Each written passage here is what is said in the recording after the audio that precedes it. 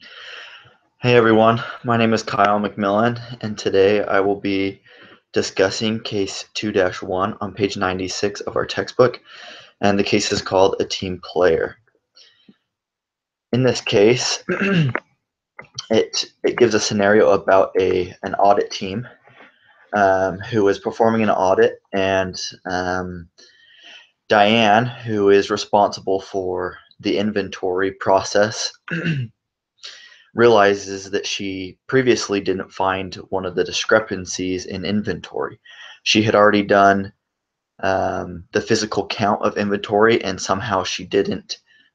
She found a discrepancy later on performing a different analysis.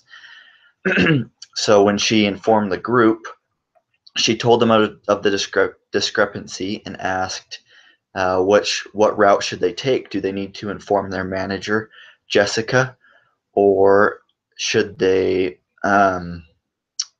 just move on? The one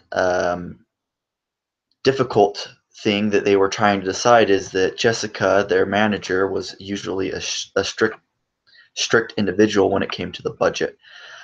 So they were fearing that if they continued with the inventory audit, that they would go over budget. So she discussed this with the group, and most of the group decided that they shouldn't tell Jessica, and that they should just move on with the audit in order to stay within the budget.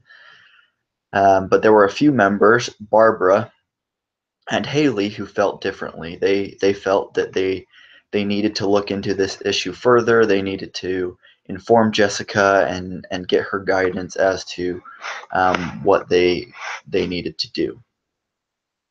So to analyze this case a little bit, we're going to refer to Kohlberg's model for moral development, in which he uses 3 levels, level 1 being the pre-conventional level 2 being the conventional level, and 3 post-conventional.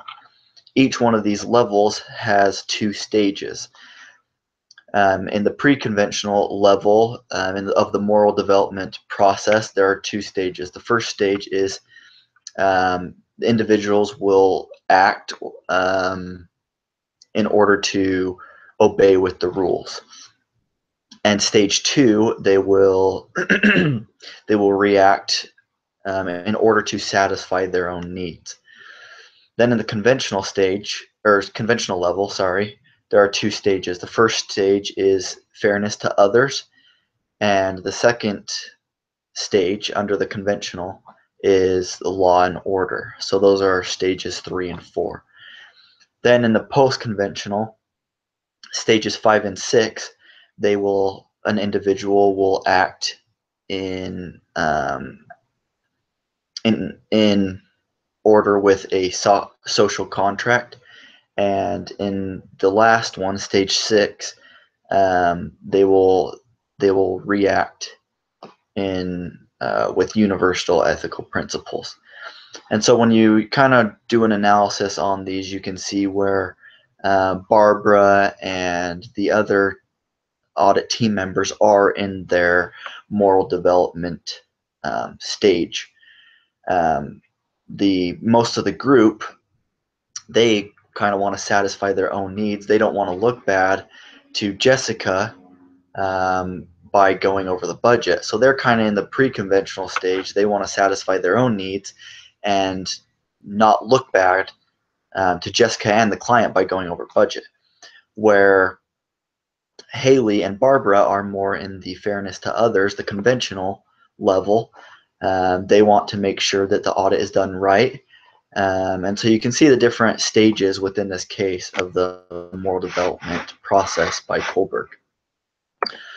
So lastly, we need to kind of overall make a decision. I've thought about this case a little bit of what I think should be done. And I overall think that they kind of just barely stumbled upon this issue. And so I think they need to kind of dig a little bit further in order to decide how big the issue is, and then present that to Jessica. That shouldn't take long or push them out of the budget.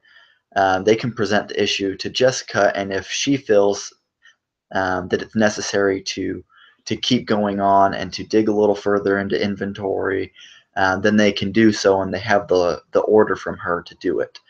And so that's kind of what I would do if they just sweep it under the rug. The outcome, you're kind of looking at, you're affecting the shareholders and the investors of the company by not looking into the issue further, because the financials could be misstated. And so I think the best option is to maybe go to the group first and say, hey, why don't we discuss this a little further? Why don't we look into inventory, and present it to Jessica in order for her to make the decision? And that's kind of what I would do with the scenario.